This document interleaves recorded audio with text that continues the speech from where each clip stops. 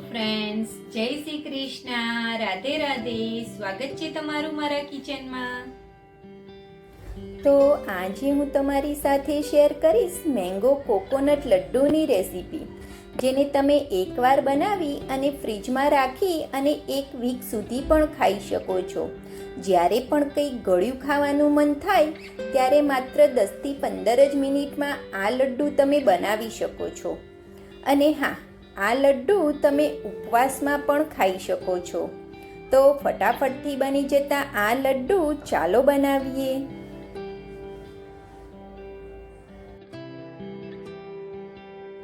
તો આજે આપણે લડ્ડુ પાકી કેસર કેરીમાંથી બનાવવાના છીએ. તો તેની માટે મેં મીડિયમ સાઇઝની 2 કેસર કેરી લીધી છે. તમે મોટી સાઇઝની લેતા હોય તો તમારે એક જ લેવાની છે. અને તેની સાથે મેં 1 કપ જેવું ટોપરાનું છીણ લીધું છે, નારિયેળનું છીણ લીધું છે. તેની સાથે મેં 1/3 કપ જેવો મિલ્ક પાવડર લીધો છે.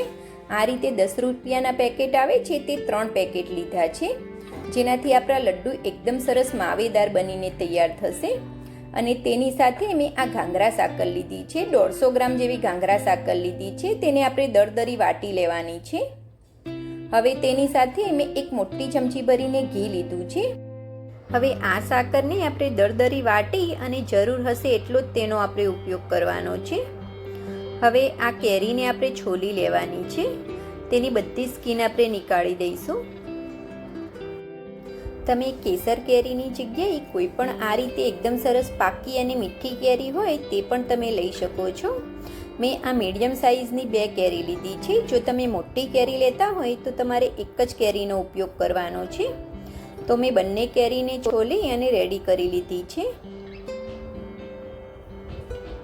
હવે તે આપણે પીસ કરી અને મિક્સર જારની અંદર એડ કરી દેવાના છે. બંને કેરીને આપણે આ રીતે મોટા મોટા પીસ કરી અને મિક્સર જારની અંદર એડ કરી દઈશું. આ રીતે થોડાક મોટા પીસ હશે તો પણ ચાલશે. આમ પણ કેરીને આપણે પીસી અને એકદમ ફાઇન પેસ્ટ જ બનાવવાની છે.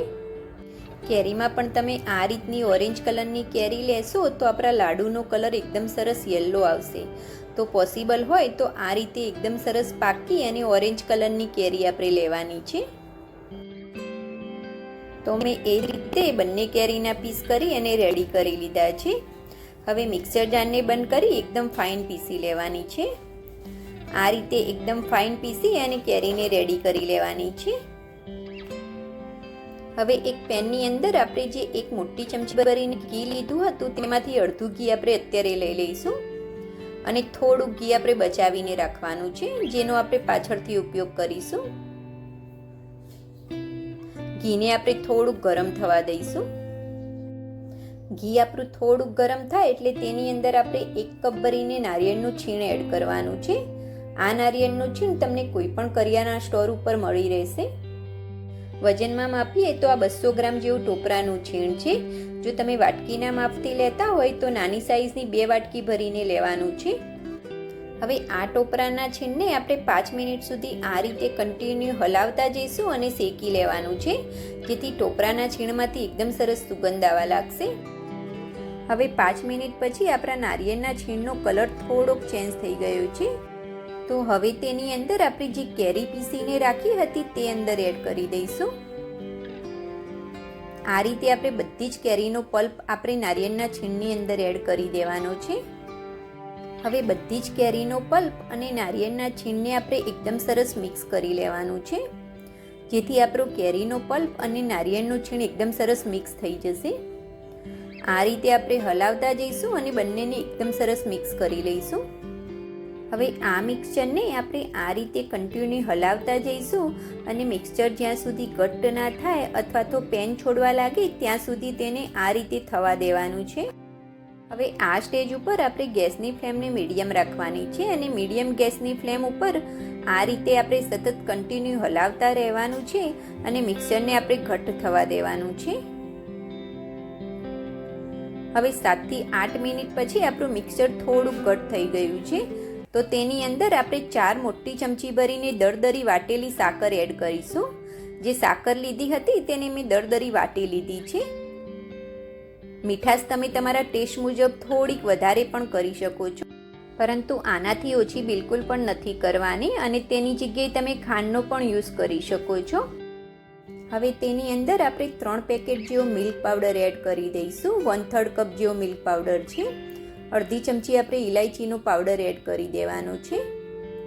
હવે બધી જ વસ્તુને આ રીતે હલાવી અને એકદમ સરસ મિક્સ કરી લઈશું. હવે તેની અંદર આપણે જે સાકર એડ કરી છે તે સાકર ઓગળશે એટલે તેનું પાણી છૂટું પડશે. હવે તે પાણી બળે ત્યાં સુધી તેને આપણે કૂક કરવાનું છે. આ રીતે આપણે કન્ટિન્યુ હલાવતા રહેવાનું છે જેથી મિક્સચર આપણું તળિયે ચોંટે નહીં. હવે 3 થી 4 મિનિટ પછી આપણું મિક્સચર એકદમ સરસ ઘટ થઈ ગયું છે અને પેનને છોડવા લાગ્યું છે. આ સ્ટેજ ઉપર તમને એવું લાગે કે તમારું મિક્સચર ઘટ નથી થતું અને લિક્વિડ જ રહે છે તો તમારે 2 થી 3 ચમચી જેવું ટોપરાનું છીણ એડ કરી દેવાનું જેથી તમારું મિક્સચર ઘટ થઈ જશે. હવે તેની અંદર આપણે જે અડધી ચમચી ઘી બચાવીને રાખ્યું હતું તે અંદર એડ કરી દઈશું અને તેને પણ એકદમ સરસ મિક્સ કરી લઈશું. પાછળથી ઘી એડ કરવાથી આપણા લાડુ બન્યા પછી એકદમ શાઇની બને છે અને ટેસ્ટમાં પણ એકદમ સરસ લાગે છે. તો આપણું લાડુ માટેનું મિક્સચર બનીને રેડી છે. આ રીતે એકદમ સરસ ઘટ થઈ જવું જોઈએ. આ રીતે ઘટ થાય પછી આપણે ગેસની ફ્લેમને બંધ કરી દેવાની છે. હવે આ મિક્સચરને આપણે એકદમ સરસ ઠંડુ થવા માટે મૂકી દઈશું. હવે 10 મિનિટ પછી આપણું મિક્સચર એકદમ સરસ ઠંડુ થઈ ગયું છે. આ રીતે સરસ ઠંડુ થઈ જાય પછી જ તેમાંથી આપણે લાડુ વાળવાના છે. તમારે જે રીતે નાની કે મોટી સાઈઝના લાડુ કરવા હોય તો પણ તમે કરી શકો છો. મેં આ રીતે થોડીક મીડિયમ સાઈઝના લાડુ વાળ્યા છે. આ લાડુ એકદમ સહેલાઈથી વળી જાય છે અને છૂટા બિલકુલ પણ પડતા નથી. હવે આ લાડુને આપણે ટોપરાના છીણની અંદર ફેરવી લઈશું જેથી ટોપરાનું છીણ આપણા લાડુ ઉપર એકદમ સરસ લાગી જશે.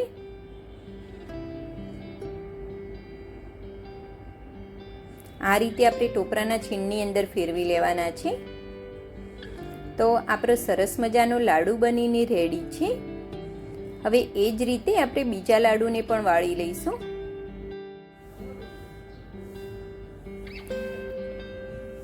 તો એ જ રીતે મેં બીજો લાડુ વાળીને પણ રેડી કરી લીધો છે. હવે તેને પણ આપણે નારિયેળના છીણની અંદર ફેરવી લઈશું જેથી નારિયેળનું છીણ આપણા લાડુની ઉપર એકદમ સરસ ચોંટી જશે. તો આપણો સરસ મજાનો એવો બીજો લાડુ વાળીને પણ રેડી છે. તો એ જ રીતે મેં બધા જ લાડુ વાળી અને રેડી કરી લીધા છે. આટલા માપની અંદરથી આપણે આટલા બધા જ લાડુ બનાવીને તૈયાર કર્યા છે. હવે કેરીની સિઝનમાં જ્યારે પણ ઘરે મહેમાન આવે ત્યારે ઓછા ખર્ચાની અંદર ફટાફટ બની જતી આ મીઠાઈ તમે પણ ચોક્કસથી ટ્રાય કરજો ફ્રેન્ડ્સ. હવે તેની ઉપર મેં થોડાક પિસ્તાથી લાડુને ગાર્નિશ કર્યા છે. અને હા, આ લાડુને તમે કોઈ પણ ઉપવાસ કે પછી પ્રસાદમાં પણ બનાવી શકો છો. આ લાડુની રેસીપી તમને ગમી હોય તો મારી વિડીયોને લાઈક કરજો અને હજુ સુધી મારી ચેનલને સબસ્ક્રાઈબ ના કરી હોય તો સબસ્ક્રાઈબ ચોક્કસથી કરી લેજો ફ્રેન્ડ્સ. સબસ્ક્રાઈબ કરવું બિલકુલ ફ્રી છે. તો જોતાં જ મોઢામાં પાણી આવી જાય એવા મેંગો કોકોનટના લાડુ બનીને રેડી છે ફ્રેન્ડ્સ. તમે પણ ચોક્કસથી ટ્રાય કરજો. Thanks for watching. જય શ્રી કૃષ્ણ.